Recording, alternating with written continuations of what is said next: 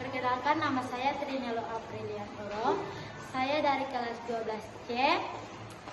Saya dari kelompok 5.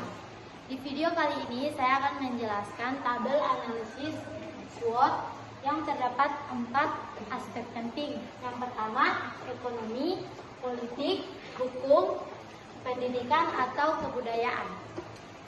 Keempat aspek ini kita akan kaitkan dengan aspek SWOT, yaitu S adalah kekuatan, W adalah kelemahan, O adalah peluang, dan T adalah ancaman. Yang pertama saya akan menjelaskan aspek ekonomi. Di kekuatan, dekat dengan Selat Malaka. Selat Malaka yang berada di utara Sumatera adalah salah satu jalur pelayaran tersibuk di dunia. Posisi ini memberi Indonesia keuntungan strategis dalam logistik dan ekspor impor barang. Kemudian aspek ekonomi kelemahan. 40% penduduk termiskin hanya menyumbangkan 18,41% dari total pengeluaran rumah tangga. Sedangkan segelintir orang kaya menguasai hampir separuh kekayaan nasional. Selanjutnya, aspek ekonomi peluang. Bonus demografi. Yang pertama, puncak bonus demografi terjadi antara 2020 sampai 2035 saat tenaga kerja muda sangat melimpah. Yang kedua, jika dikelola dengan baik, ini bisa mendorong pertumbuhan ekonomi, inovasi, dan daya saing global. Terus, aspek ekonomi ancaman. Krisis iklim. Yang pertama, Indonesia mengalami perubahan cuaca ekstrim. Banjir di musim kemarau, kekeringan di musim hujan. Yang kedua, naiknya permukaan laut mengancam wilayah pasar seperti Kalimantan dan Papua. Yang ketiga, sektor pertanian dan perikanan terganggu, memicu kelaparan dan kemiskinan. Selanjutnya lanjut di aspek yang kedua, yaitu politik. Politik di kekuatan, yaitu diplomasi budaya di dunia internasional. Keberagaman budaya Indonesia memperkuat diplomasi budaya seperti melalui batik, angklung, dan kuliner khas yang dikenal secara global. Selanjutnya politik di kelemahan. Birokrasi lambat.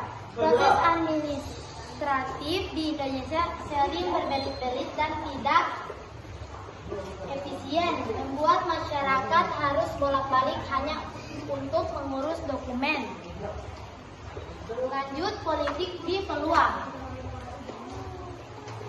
Peran aktif di Indonesia di ASEAN dan G20. Yang pertama, di ASEAN, Indonesia sering menjadi pemimpin dalam menyelesaikan konflik regional seperti krisis Myanmar dan isu pengungsi Rohingya.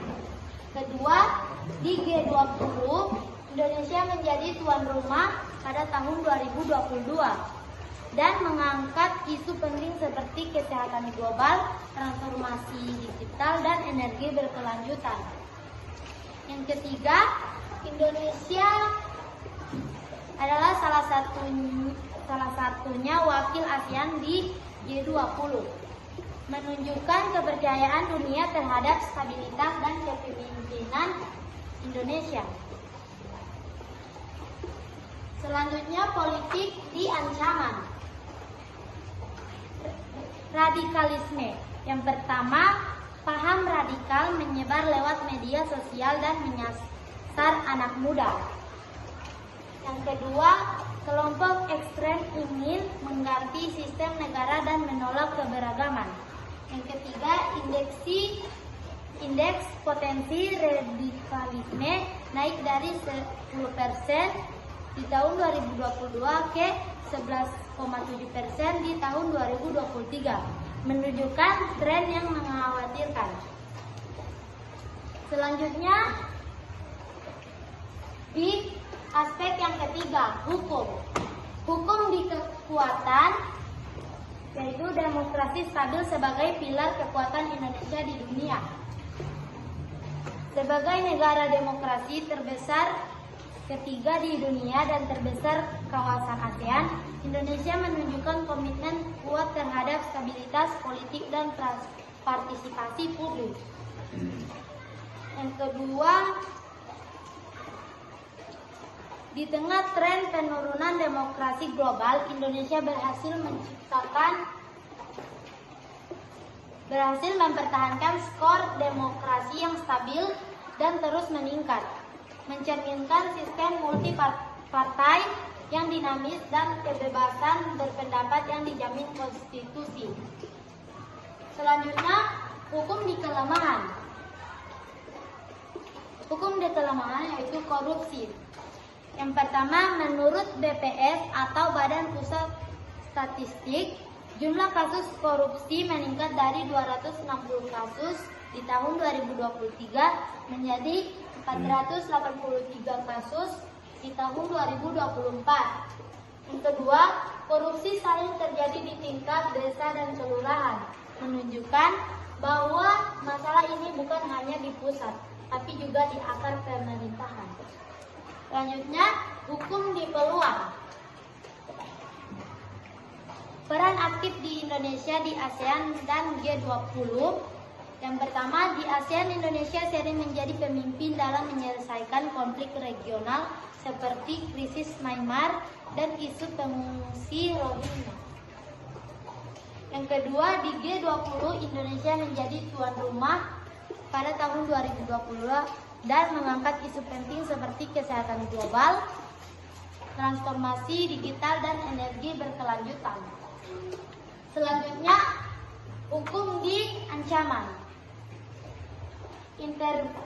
Intervensi asing. Yang pertama, campur tangan negara asing dalam urusan dalam negeri bisa mengganggu stabilitas politik dan ekonomi.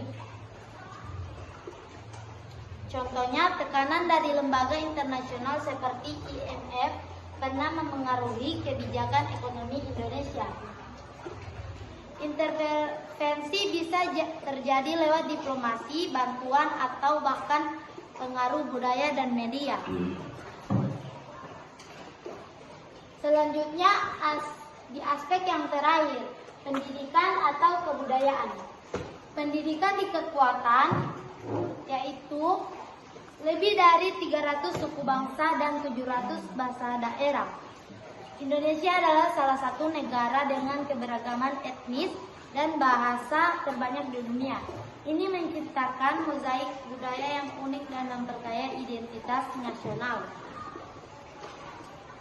Selanjutnya, pendidikan di kelemahan. Yang pertama, kualitas pendidikan belum merata. Kedua, skor PISA Indonesia rendah. Yang ketiga, matematika 366 poin atau rata-rata OECD 472. Yang keempat, literasi 359 poin atau rata-rata OECD 476.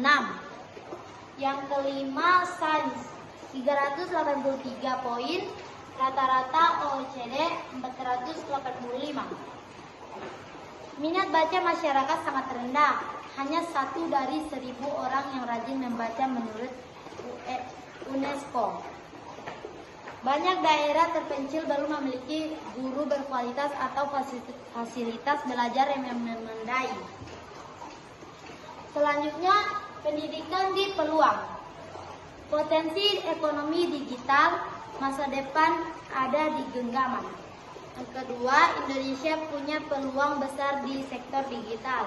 Yang ketiga, ekonomi digital proyeksikan tumbuh dari 632 triliun menjadi 4.531 triliun pada 2030.